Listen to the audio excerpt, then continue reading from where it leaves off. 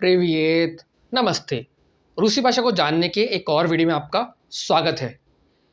इस वीडियो के दौरान जैसे कि हमने पिछले वीडियो में देखा था, हम रूसी भाषा का जो टेस्ट होता है, उसके बारे में जो है कुछ ज़रूरी जानकारी देखेंगे। वो टेस्ट कितने चरणों में होता है, कितने घंटे का होता है, कब होता है, उसमें किस किस तरह के सवाल होते हैं और किस तरह से आप उसको क्लियर कर सकते हैं और क्या ज़रूरी बातें हो सकती है। और इस वीडियो के अंदर हम उस टेस्ट को सॉल्व नहीं करेंगे, हम सिर्फ ज़रूरी जानकारी देखेंगे उसके बारे में।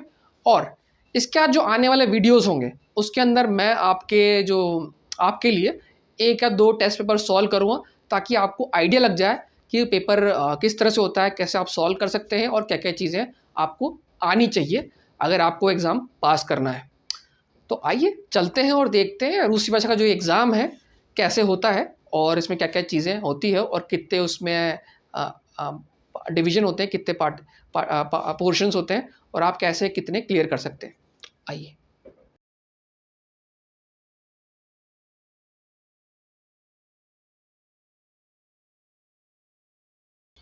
तो देखिए, जो रूसी भाषा का जो एग्ज़ाम होता है ना, उसको अलग अलग नामों से बोलते हैं। तो इसको ये शॉर्ट फॉर्म है ये शॉर्ट फॉर्म है त्रिक्की त्रिक्की टेस्ट पर रूसकोमी याजकू काक इनोस्ट्रानोमी ना। ये जनरली होता है फॉरेन सिटीजन्स के लिए होता है। टेस्ट पर रास की याजकू फॉरेनर्स के लिए है ना, मतलब जो विदेशी या फिर जो रूस के नागरिक नहीं है उनके लिए। और अंग्रेजी से बोलते हैं टोरेल होता है test of Russian as test of Russian examination language for है ना, foreigners language, test of Russian. ठीक है, तो अब ये तो हो गया आपका नामकरण, उसका क्या होता है ये। ठीक, और ठीक है, अब इसमें जो है 5-6 लेवल होते हैं, है ना। रूसी भाषा के अंदर जो टेस्ट होता है, एग्जामिनेशन होता है, उसके अलग अलग लेवल होते हैं आपकी ज़रूरत के हिसाब से। मतलब आपको किस लिए एग्ज़ाम देना है। ठीक, आपको वर्क वीज़ा चाहिए, आपको सिटीजनशिप चाहिए, आपको वहाँ पे पढ़ना है, या आप कुछ और चीज़ के लिए चाहिए। तो सबसे पहला होता है शुरुआती A1 लेवल, है ना। A1 लेवल जो मेरे हिसाब से जो वर्क वीज़ा होता है उसके लिए चाहिए होता है। ठीक है, क्योंकि इसमें सबसे कम एफर्ट लगते हैं और ये आसान समझा जाता है। वैसे आसान है नहीं, पर समझा जाता है कि A1 लेवल आसानी से किया जा सकता है।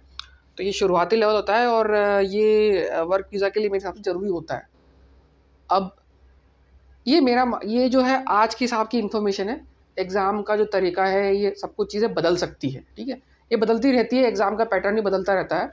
तो जब हो सकता है कि जब आप एग्ज़ाम दें कभी फ्यूचर में, तो जो पैटर्न है बदल जाए, या फिर जो रिक्वायरमेंट है बदल जाए।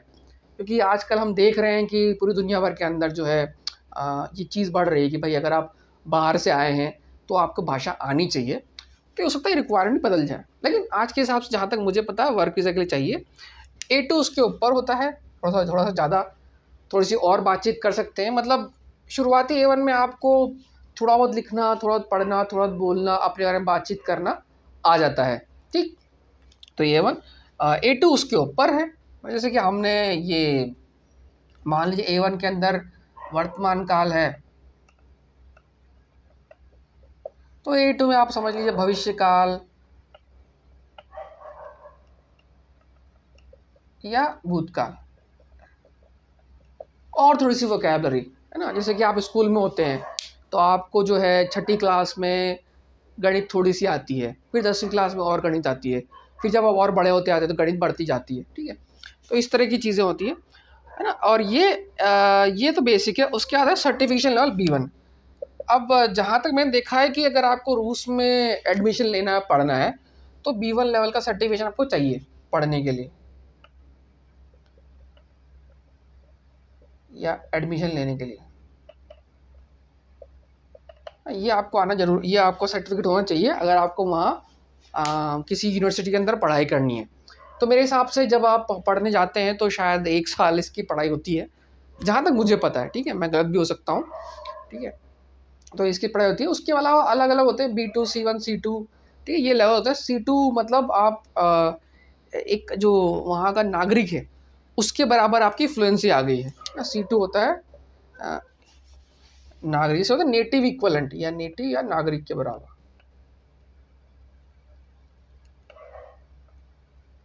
ठीक है। जैसे कि हम हिंदी भाषा बोलते हैं तो हम नागरिक है, तो हमारी नेटिव है, मतलब हमारी मातृभाषा है। ऐसे ही रूसी जिसकी मातृभाषा है, अगर आपने C2 लेवल सर्टिफिकेट कर लिया तो आपको बराबर समझा जाएगा उसके लायक ना, कि ये मान लिया जाए कि भाई आप वहाँ के, जैसे बोलते हैं ना, नेटिव हो गए, वहाँ के नागरिक बन गए। और ये मेरे ख्याल से इनमें से कोई लेवल होता है जब आपको वो नागरिकता चाहिए होती है, सिटीजनशिप चाहिए होती है, आपको सिटीजनशिप के लिए अप्लाई करना होता है। तो मेरे हिसाब से शायद C1 लेवल आपको पास करना होता है ना। तो ये और भी रिक्वायरमेंट्स होती होंगी, मतलब आपको वहाँ कितने साल रहना है, कितने पैसे आपको कमाने हैं, और भी कुछ लीगल वगैरह होता है, लेकिन भाषा को लेकर ये लेवल होता है। ठीक, तो ये तो होगी आपकी बेसिक जानकारी। अब इस वीडियो के अंदर हम जो है, इस वीडियो के अंदर हम सिर्फ है जो A1 लेवल है, ठीक है, इसके बारे में इसका जो एग्ज़ाम होता है ना, इन सबका एग्ज़ाम होता है अलग अलग। ऑब्वियसली हम टेस्ट की बात कर रहे हैं इस वीडियो में। जो A1 लेवल है हम इसी की बात करेंगे। मुझे इसी के बारे में कुछ लोगों ने पूछा है ना। B1 वगैरह तो सिर्फ उसी के ऊपर है और एडिशन होते हैं। ठीक है, तो हम देखें कि A1 का जो एग्ज़ाम होता है उसका पैटर्न क्या है, उसमें क्या क्या कौन कौन से जो है पार्ट होते हैं। और मैं आपके लिए इस वीडियो में ना सही अगले वीडियो में एक पूरा पेपर सॉल्व करके आपको बताऊंगा कि भाई आप कैसे देख सकते हैं। ठीक है, और ठीक, तो आप ऐसा देख सकते हैं। ठीक, तो आइए चलते हैं, समझते हैं A1 किस तरह का होता है। ठीक है, आइए चलते हैं। तो A1 जो एग्ज़ाम होता है ना, और जो भी रूसी भाषा के दूसरे एग्ज़ाम होते हैं वो 2 दिन में होते हैं ना, 1 दिन में नहीं होता, 2 दिन के अंदर होते हैं ना। तो जो पहला दिन होता है उसके अंदर आपका जो है एक ग्रामर पोर्शन होता है, जिसमें आपकी जो रूसी भाषा की व्याकरण उसको चेक किया जाता है ना। दूसरा पढ़ना और तीसरा सुनना, है ना। ऐसे मतलब 5 सेक्शन होते हैं, 5 हिस्से होते हैं, है ना। तो उसमें ग्रामर की चेकिंग होती है, पढ़ना और सुनना। ठीक, इसके बाद दूसरे दिन होता है लिखना और बोलना। ठीक, और पहले दिन में जो होते हैं ये तो आप खुद से कर सकते हैं, मल्टीपल चॉइस क्वेश्चंस होते हैं, इस तरह एक सवाल के 4 जवाब, उसमें आपको ABCD करना होता है। इसमें आपको जो है वहाँ पे कोई इंसान होगा, टीचर होगा, वो चेक कर, वो आपसे बोलेगा, बुलवाएगा, या आप उसको वो सवाल पूछेगा तो आपको उसके जवाब देने होंगे। ठीक है, ये टीचर लेड होता है। ठीक, तो उसमें आपकी आवाज़ पे रिकॉर्ड की जाएगी, आपके उत्तर भी देखे जाएंगे या आपसे पूछा जाएगा। ठीक है, तो इस तरह से ये होता है जहाँ जहाँ तक मैंने पढ़ा है अभी, तो ये चीज़ होती है। अब आइए देखते हैं कि इसका जो इंडिविजुअल सेक्शंस है वो कैसे होता है, इसको समझेंगे और समझ में आने के बाद फिर इसकी प्रैक्टिस करेंगे। आइए, तो आप देख सकते हैं कि ये जो पहले दिन की चीज़ें होती है ना, 3 स्टेप जो होती है वो मैंने आपके लिए यहाँ पे लिख दी है। तो थोड़ा सा भारी लग रहा होगा ये लेकिन इतना भी नहीं है। ठीक है, हाँ, देखिए सबसे पहला जो होता है वो होता है लेक्सिका ग्रामेटिका सब टेस्ट, है ना। नहीं, एक टेस्ट का सब टेस्ट लेक्सिका ग्रामेटिका। ठीक है, अब जो 5 हिस्से होते हैं इस टेस्ट के, सबका वेटेज होता है 20-20%, है ना। मतलब 20% मिला के 100% बनेगा, और हर पोर्शन में मेरे हिसाब से 66% आपका आना ज़रूरी है।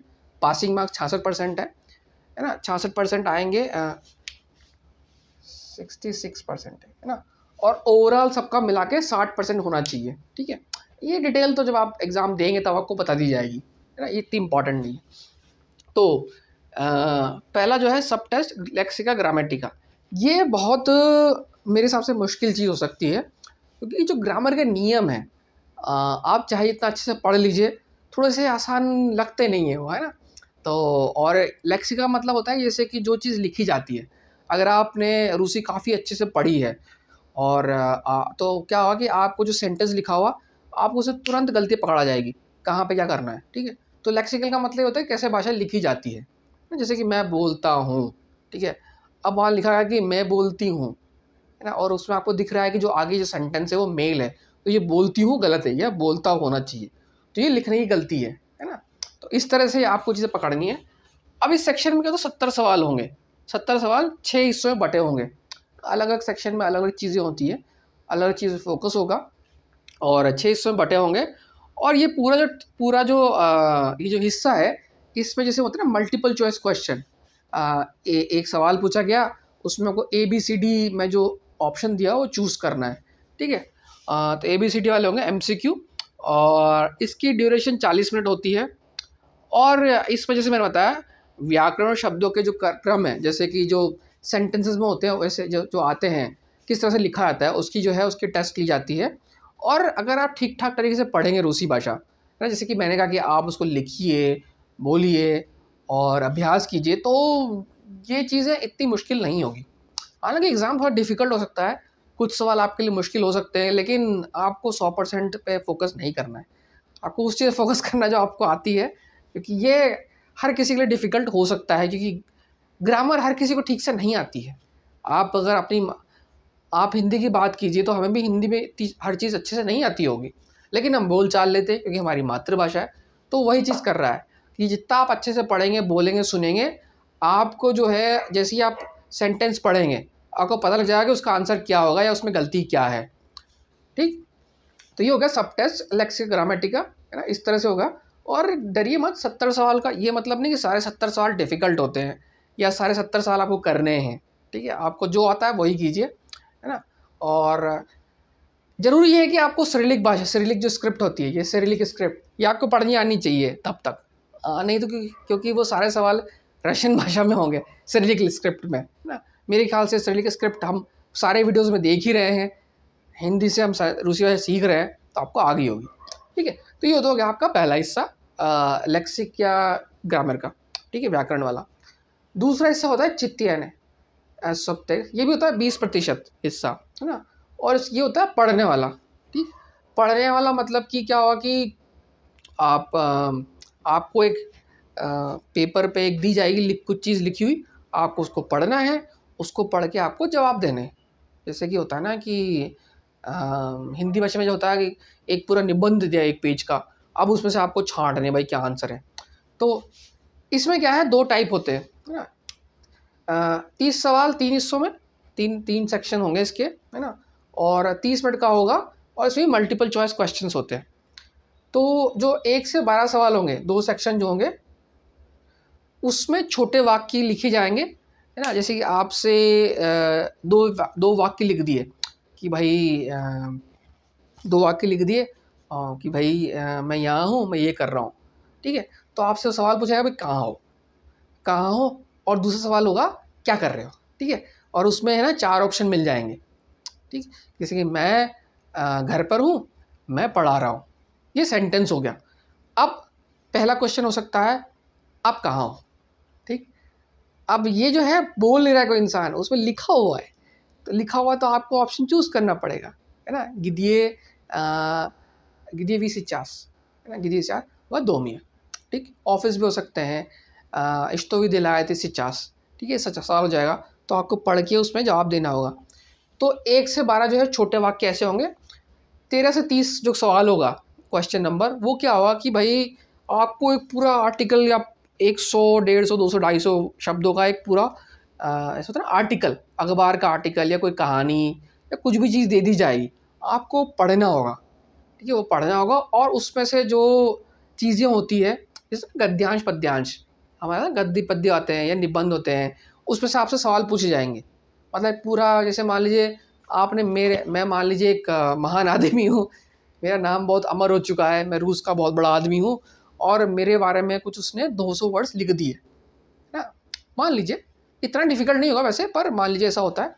अब जो 13 से 30 सवाल होंगे वो उस गद्यांश में से पूछे जाएंगे, भाई मेरा नाम क्या है, मेरा जन्म कहाँ हुआ, या मेरी आयु कितनी है, या मैंने क्या किया, मैंने कहाँ काम किया, ठीक है। इस तरह के सवाल आपको उस जो पैराग्राफ है उसमें से आपको पढ़ के बताने पड़ेंगे। और ये भी मल्टीपल चॉइस होंगे, मतलब आपको जो है आंसर ढूंढने हैं।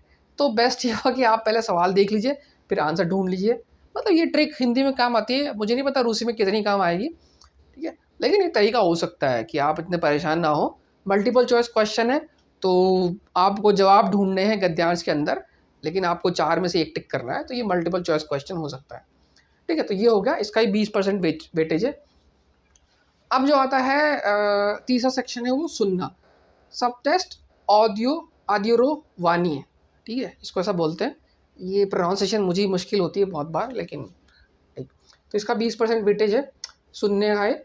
इसमें जो है 20 सवाल होते हैं 4 हिस्सों में, ठीक। तो इसमें मल्टीपल चॉइस क्वेश्चन भी होगा, थोड़ा सा लिखना भी होगा, ठीक। और ये 30 मिनट का होगा, ये भी 30 मिनट का होता है। और इसमें क्या होगा कि आपको कुछ सुनाया जाएगा, है ना। सुनने के बाद आपको जो है एक जो हिस्सा होगा उसमें मल्टीपल चॉइस क्वेश्चन होंगे, है ना। 8-10 सवाल जो होंगे, 8-10 सवाल होंगे, उसमें ये पूछा जाएगा कि भाई इसके बारे में किसके बारे में बात हो रही है ना। जिसके बारे में बात हो रही है वो कहाँ रहता है, वो कहाँ काम करता है, उसकी आयु कितनी है, वो ऑडियो में आया होगा कहीं ना कहीं, ठीक है। तो आपको सुन के और वो आएगा। और ये सवाल जो होंगे मल्टीपल चॉइस होंगे, तो आंसर उस चीज़ में होगा पहले से ही, आपको ठीक से सुनना है। अगर आपको ठीक से रूसी सुन लेंगे तो आपको वो जवाब भी आ जाएगा, है ना। लेकिन यहाँ पे है वो सवाल आपको बोला नहीं जाएगा, वो सवाल लिखा होगा। ये पेपर बेस्ड होगा तो सवाल लिखा होगा, तो सुनने के बाद आपको थोड़े से नोट्स बनाने हैं और वो पढ़ के सवाल आपको ABCD आंसर करने हैं। इसके अलावा जो दूसरा सेक्शन होता है उसमें आपको सुनाया जाएगा कुछ, है ना। आपको कुछ सुनाया जाएगा भाई, जैसे कि मेरी दिनचर्या सुना दिया आपको 4-5 बार, 4-5, और आपको उसके बारे में फिर कुछ लिखना होगा। मेरे बारे में पूरी बात होगी, आपको 3-4 चीज़ें उसमें से ढूंढ के लिखनी होगी सुन के, कि आपको क्या समझ आया, है, उस बारे में क्या समझ आया आपको। थोड़ा सा मुश्किल हो सकता है भाई कि अगर आप जैसे कि हमने ये बहुत बार देखा कि मेरा डेली रूटीन क्या था, मेरा डेली रूटीन क्या था, हमें देखा था ना कि भाई मैं सुबह उठता हूँ, मैं ये करता हूँ, या फिर मैं सोमवार को ये करूँगा, मंगलवार को ये करूँगा, बुधवार को ये करूँगा। मान लीजिए पूरा ऑडियो इस बारे में हुआ, तो आप उसमें से कुछ चीज़ें लिख देंगे, ठीक है। तो ये इस तरह से ये आपका हो जाएगा, है ना। हम इसकी प्रैक्टिस करेंगे तो आपको और समझ में आ जाएगा। ये सिर्फ आपको बताने के लिए कि पैटर्न क्या होता है, और जब आप एग्ज़ाम देंगे तो आपको और अच्छे समझ में आ जाएगा, ठीक है। तो ये तो हो गया पहला दिन। अब आइए चलते हैं, देखते हैं कि दूसरे दिन जो होता है, जहाँ पे किसी की प्रेजेंस होती है, क्योंकि ये जो है अभी तक आप अकेले दे रहे हैं एग्ज़ाम, लेकिन जो अगला दिन होता है ना, लिखने वाला या फिर बातचीत करने वाला, उसमें जो टीचर होते हैं उनकी ज़रूरत पड़ती है, ठीक है। तब तो उसमें क्या क्या होता है, आइए देखते हैं। तो ये जो है दूसरे दिन का जो है टेस्ट होता है, और इसमें जो है टीचर्स होते हैं, इंस्ट्रक्टर जो होते हैं, और उनकी मदद से टेस्ट कंडक्ट किया जाता है ना। वो आपके आंसर्स रिकॉर्ड करेंगे या जो भी इवैल्यूएट करेंगे, ठीक है। दूसरे दिन होता है, और इसमें होता है तो बोलना और लिखना, ठीक है। दोनों का वेटेज 20% होता है, ठीक है। लेकिन ये जो टास्क होती है ये किसी के थ्रू होती है ना। तो देखिए यहाँ पे क्या होता है कि जो पहला होता है बोलने का टास्क, वो था 20 मिनट होता है, उसके अंदर 3 टास्क होती है, ठीक है। और 3 टास्क अलग अलग कैसे होती है कि भाई आपसे जो है सवाल जवाब पूछा सकता है कि भाई आप कहाँ से आए हैं, आपका नाम क्या है, ठीक है। तो आपको उसका जवाब देना होगा, ठीक।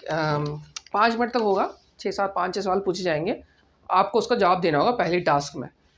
अब उस सवाल के जवाब में आपको पूरा बोलना होगा। पूरा बोलने का मतलब ये है कि मैं आपसे पूछूं काकवा ज़बूत, आपका नाम क्या है, तो आप ये नहीं बोल सकते अंकित, नहीं आपको पूरा जवाब देना होगा मिन्या ज़बूत अंकित। या फिर अतकुदावी मतलब आप कहाँ से हैं, तो आप ये नहीं हो सकते इंदी नो या जिंदी, ठीक है। इस तरह से आपको पूरा जवाब देना पड़ेगा, ठीक। तो ये पूरे जवाब के ही आपको नंबर मिलेंगे। अब दूसरे में आपको क्या सिचुएशन दे सकते हैं, है ना। सिचुएशन क्या हो सकती है कि जैसे मान लो आपको बोला कि आपका जो है दोस्त आपको पार्क में मिला,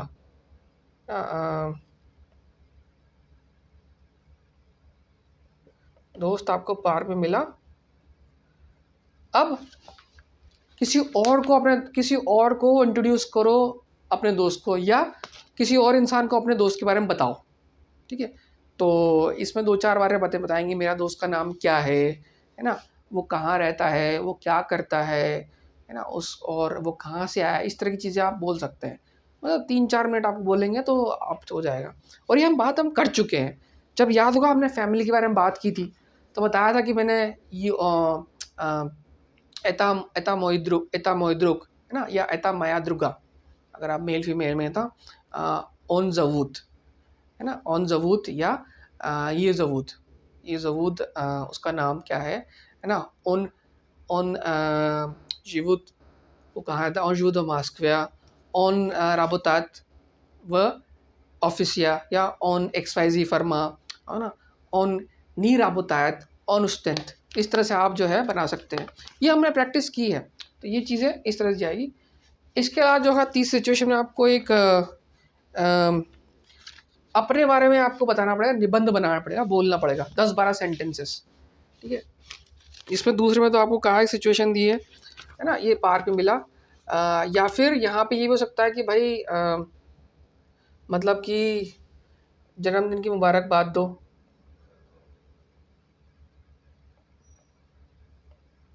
ठीक है। तो छोटा मोटा निबंध बनाओ, मतलब क्या होता है कि भाई आप फ्री टाइम में करते क्या है ना, आप फ्री टाइम में करते क्या है, या फिर आपकी दिनचर्या क्या होगी,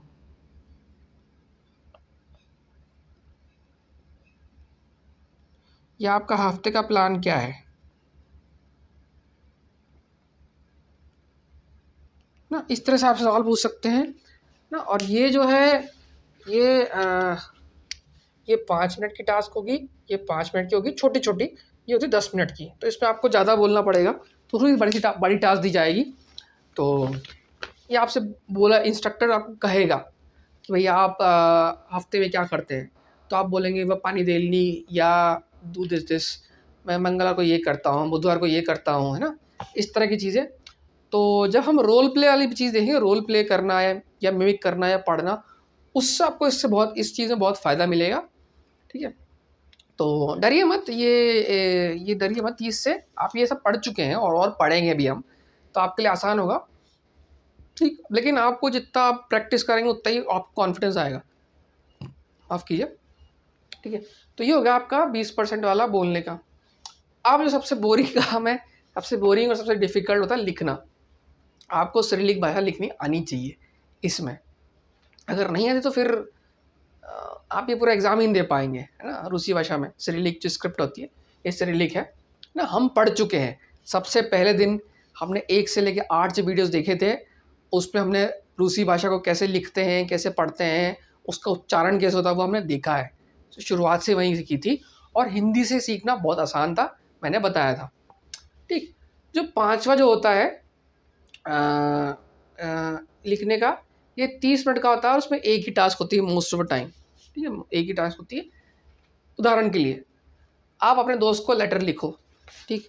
अपने दोस्त को लेटर लिखोगे, ठीक, तो उसमें आप बोल सकते हो भाई कि मेरा नाम क्या है, ठीक है, ठीक, क्या तुम्हारा नाम क्या है, क्या हाल चाल, कहाँ पर हो आजकल,